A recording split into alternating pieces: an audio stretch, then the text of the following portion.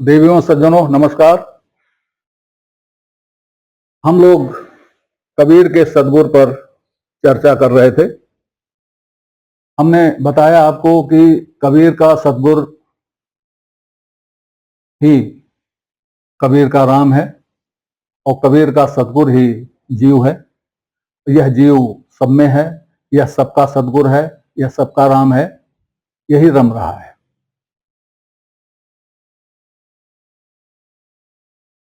अब आज देखते हैं कि गुरु और सद्गुरु में अंतर क्या है, विशेष अंतर क्या है। एक उदाहरण देता हूं, उससे शायद स्थिति साफ हो।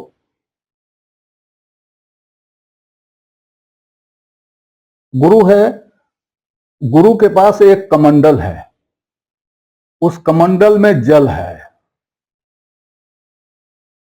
यह जल उसको या तो किसी और कमंडल से मिला है या उसे यह जल स्रोत से मिला है, उस स्रोत से जाकर के लाया है। मैं जिज्ञासु हूं, मैं गुरु के पास जाता हूं, मुझे प्यास लगी है, गुरु मुझे जल देता है। जल देता है तो मेरी जिज्ञासा होती है जल के बारे में, मेरी जिज्ञासा होती है जल कहां से आया, मेरी जिज्ञासा होती है कि कमंडल में जल समाप्त हो जाएगा तब क्या होगा, तो गुरुजी जल कहां से लाएंगे। इसी क्रम में गुरु हमको बताता है कि ये जल कहां से मिलता है, ये जल कैसे लाया जाता है। अब उसमें यह कह सकता है कि ये जल मुझको अपने गुरु से मिला है, तो इसका मतलब यह हुआ कि वह गुरु जल के बारे में नहीं बता पा रहा है, वह गुरु अपने गुरु के बारे में बता पा रहा है। अब एक स्थिति हुई कि मैं उसके गुरु के पास गया और गुरु से अपनी जिज्ञासा व्यक्त की। गुरु ने हमको बताया कि यह जल स्रोत से मिलता है, स्रोत ऐसा होता है, स्रोत वैसा होता है, स्रोत यहां से इतनी दूर है, इस दिशा में है, स्रोत के लिए जाओ तो जल पात्र लेकर जाना पड़ेगा। ये सारी चीजें वो बताएगा। जब वो सारी चीजें बताएगा, मैं उसको समझ लूंगा, तब मैं जल के पास चला जाऊंगा या वह वहीं से मुझे स्रोत दिखा देगा, बता देगा। तो गुरु के पास जो जल है, ज्ञान जल, वह स्रोत से मिला है। लेकिन सतगुरु जो है वह स्रोत दिखा देगा। एक जल हमें पिला देगा, जल बता देगा, वह गुरु होगा। सतगुरु जो होगा वो हमें जल दिखा देगा। यह अंतर है। देखिए, बड़ी प्रसिद्ध साखी है, सतगुरु की महिमा अनंत, अनंत किया उपकार, लोचन अनंत उघाड़िया, अनंत दिखावन हार। गुरु लोचन नहीं उघाड़ता, गुरु लोचन बताता है। लोचन उघाड़ने का काम तो सतगुरु करता है और वह सतगुरु ही उस लोचन को उघाड़ देता है जो अनंत को दिखाने वाला होता है। यह वह लोचन उघाड़ देता है और अनंत का दिखाने वाला होता है। देखिए, यहां शब्द सतगुरु है, गुरु नहीं है। सतगुरु बताता है, सॉरी, गुरु बताता है, सतगुरु दिखाता है, ये अंतर है। तो गुरु कर लिया, अच्छी बात है, बढ़िया गुरु कीजिए, ऐसा गुरु कीजिए जो सतगुरु को दिखा दे, सतगुरु को बता दे, सतगुरु से परिचय करा दे। जब हमारा सतगुरु से परिचय हो जाएगा तो हम अनंत देख लेंगे। तो कबीर के गुरु और कबीर के सतगुरु में यह अंतर है, इस अंतर को जब नहीं जाना जाता तब सब मामला गड़बड़ हो जाता है। देखिए देखिए एक और कहानी बताते हैं। कहानी क्या? उपनिषद की कहानी है। श्वेतकेतु के पिता ने श्वेतकेतु को पढ़ने भेजा। वो पढ़ करके आ गए, पक्का डिग्री गुरी लेकर के आ गए। पिताजी ने कहा सब पढ़ लिया? कहा हमने सब पढ़ लिया। पिताजी को लगा कि लड़के में जो है घमंड है, गर्व है, तो इसका मतलब ये हुआ कि ये पढ़ा नहीं है, इसको फिर से पढ़ाना पड़ेगा। मतलब एक गुरु फेल हो गया और पिता ने गुरुवाई शुरू की। पिता ने उसको भांति भांति से समझाया, बहुत प्रकार से समझाया, लेकिन प्रतिफल यह रहा कि वह समझ ही नहीं पाया। क्यों नहीं समझ पाया? क्योंकि उसकी सदगुरु से भेंट नहीं हुई। गुरु से तो भेंट हुई, अच्छे गुरुओं से भेंट हुई, लेकिन उसकी सदगुरु से भेंट नहीं हो पाई। कैसे? बड़ा प्रसिद्ध मंत्र है,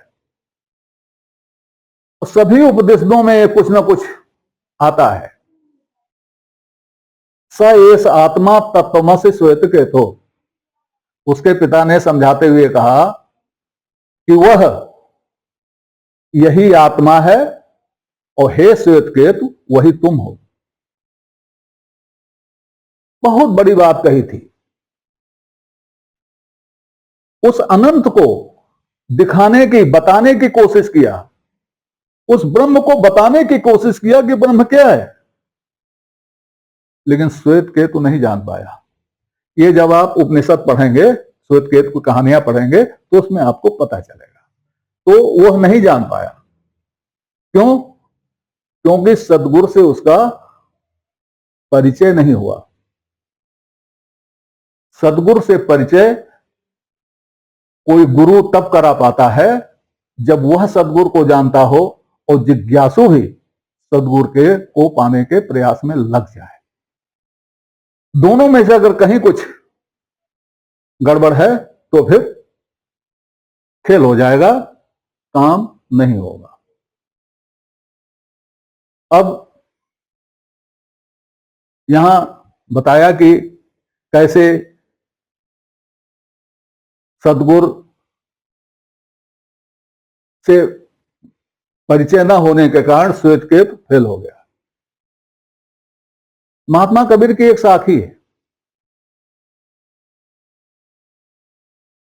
साहेब साहेब सब कहें मोह अनेसा और साहेब ते परिचय नहीं बैठोगे किस ठोर। लोग कहते हैं ना रटे जाओ राम राम रटे जाओ, नाम रटे जाओ, नाम रटे जाओ, नाम रटे जाओ। कबीर कहते हैं भाई सब नाम तो सब रट रहे हैं, लेकिन मुझे तो अंदेशा और ही है। क्या अंदेशा है? साहेब से परिचय नहीं। साहब से कोई परिचय नहीं, साहब को जानते नहीं हो तो कहां बैठोगे? किसके पास बैठ जाओगे? पता नहीं किसके पास बैठ जाओगे। साहब के पास बैठने के लिए साहब से परिचय होना चाहिए ना। ये परिचय कैसे होता है? ये परिचय अपने को रगड़ने से होता है। एक और उदाहरण दूंगा। कबीर परिचय में अनंत दास ने कहा, कबीर को बड़ी चिंता थी। क्या चिंता थी? मुसलमान हमारी जाति माला पाऊं कौने भाती, मुसलमान हमारी जाति माला पाऊं कौन बहुत। को माला के लिए माला मिले, माला मिले, दीक्षा मिले, दीक्षा मिले, लेकिन मुसलमान हूं कैसे मिलेगा? ये जो है ये बड़ी कसमकस थी। तो जब ऐसी ही कसमकस होती है तब सतगुरु आता है सहायता के लिए। तो अनंत दास कहते हैं भीतो बानी बोला ये भीतो बानी बोला ये रामानंद पे दीक्षा ले। ये सदगुरु ने स्वयं ही कबीर को कह दिया। कबीर के सदगुरु ने स्वयं ही कबीर से कह दिया कि रामानंद से दीक्षा ले ले। क्यों कह दिया? एक है पंडित समय पढ़ाया, एक बात ये। दूसरा, सतगुरु समान को सगा। सतगुरु के समान सगा कौन है? सतगुरु के समान कोई भी सगा नहीं है। इसलिए सतगुरु से परिचय होना, परिचय होना जरूरी है। अब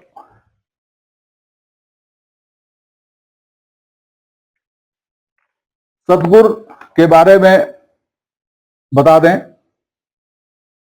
बीजक में कुछ जगहों पे सतगुरु आया है, उसमें पहले पद में सतगुरु ऐसे आया है, संतो भगत सतो गुर आनी।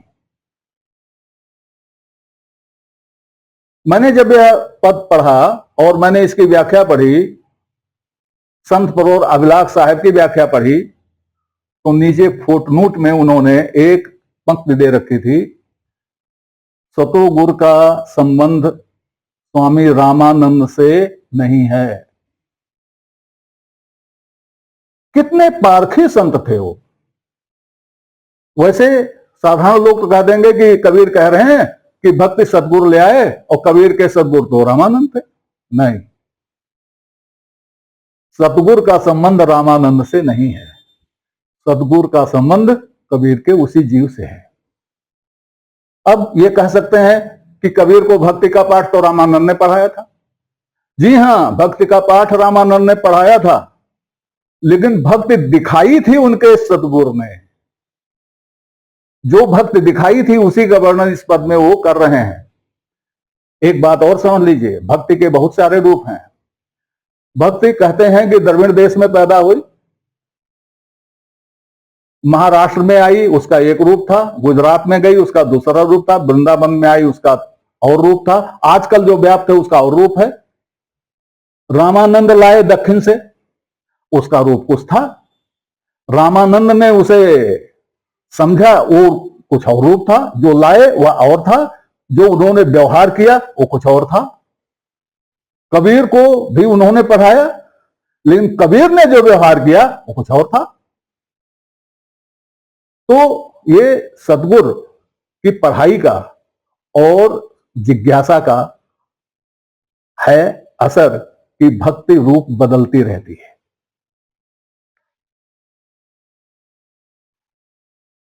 तो हमने बताया कि इसी तरह से एक है, हिंदू तुरुक की एक राह है सतगुरु सोई लखाई। ये बीजक का है सतगुरु। यहां सतगुरु कर दो चाहे गुरु कर दो, कोई फर्क नहीं पड़ता। प्रेम बाण एक सतगुरु देना, गाढ़ा तीर कमाना, यहां भी गुरु कर दो सतगुरु कर दो, कोई फर्क नहीं पड़ता। कारण क्या है कि पंथ में अगर सतगुरु आ गया तो पंथ नहीं चलेगा। सतगुरु वाला तो 5 जना की जमात चला पाएगा, अकेला चलेगा, वो पंथ चला नहीं पाएगा, उसका पंथ नहीं चलेगा। आत्मा की आवाज से कहीं पंथ चलता है? आत्मा की आवाज से तो सब छिन्न भिन्न हो जाता है। तो इसीलिए पंथी बीजक में सतगुरु शब्द नहीं है। कबीर ग्रंथावली की पांडुलिपि जिसने की वह उतना विद्वान नहीं था जितने विद्वान हमारे लोग हैं। उसने संपादन किया तो उसने गुरुदेव के अंग में ही सतगुरु को भी डाल दिया, गुरु को भी डाल दिया, सतगुरु को भी डाल दिया, क्योंकि वह इसका फर्क नहीं जानता था। लेकिन हमारे विद्वानों को तो इसका फर्क समझना चाहिए। ये गुरुदेव के अंग में जितनी साखियां हैं उसमें जहां सतगुरु है वहां पर आप गुरु कर दो, अर्थ का अनर्थ हो जाएगा, और जहां गुरु है वहां सतगुरु कर दो, अर्थ का अनर्थ हो जाएगा। तो एक पहली साखी जो है उसका मैं उदाहरण दे रहा हूं। कबीर कहते हैं, सतगुरु समान को सगा। सतगुरु के समान सगा कौन है? इस तरह की भाषा जो होती है उसका उत्तर होता है कोई नहीं। मतलब कबीर कहना चाहते हैं कि सतगुरु के समान सगा कोई नहीं है। सगा क्या क्या होता है संसार में आप जान रहे हो, सगा भाई, सगा बहन, सगे मामा, सगे नाना, ये सब सगे होते, लेकिन इन सबसे ज्यादा सगा, सबसे ज्यादा सगा कौन है? गुरु नहीं। सबसे ज्यादा सगा तो आपका अपना जीव है। एक मोटी सी बात देखिए कि जीव ही नहीं रहेगा तो आप कहां रहेंगे, गुरु कहां रहेगा, कोई कहां रहेगा। तो सबसे ज्यादा सगा, सगा का मतलब होता है सम गमन हो, साथ साथ गमन हो। तो आप क्या, जीव आपके साथ साथ गमन कर रहा है, आप जीव को ढो रहे हैं, जीव आपको ढो रहा है, बाकी कौन आपको ढो रहा है भाई? तो सदगुरु के समान कोई सगा नहीं है। तो कबीर के सतगुरु को और गुरु को एक नहीं समझना चाहिए। कबीर का सतगुरु कबीर के गुरु से अलग है, रामानंद जी का सतगुरु रामानंद के गुरु से अलग है। हर एक का सतगुरु उसके गुरु से अलग होता है और सबका सतगुरु होता है। कोई किसी का गुरु हो ना हो, लेकिन सतगुरु सबका होता है और सतगुरु सबके साथ ही आता है और सबके साथ ही जाता है। तो सतगुरु के समान कोई सगा नहीं है। तो जब भी कबीर वाणी का विश्लेषण हो या कबीर को जानना हो तो, या कबीर के गुरु पर विचार करना हो, तो इस बात का ध्यान रखना होगा कि स्वामी रामानंद कबीर के गुरु तो थे, लेकिन कबीर के सदगुरु नहीं थे। आज इतना ही, आगे और वार्ता होगी। तब तक के लिए आपसे निवेदन है कि श्रृंखला को अपनी लाइक दें, इसको सब्सक्राइब करें और कमेंट बॉक्स में जाकर अपनी टिप्पणी प्रस्तुत करें, अपनी जिज्ञासा व्यक्त करें, अपने प्रश्न पूछें। यथा समय आपकी जिज्ञासाओं और प्रश्नों का समाधान करने का प्रयास किया जाएगा। धन्यवाद।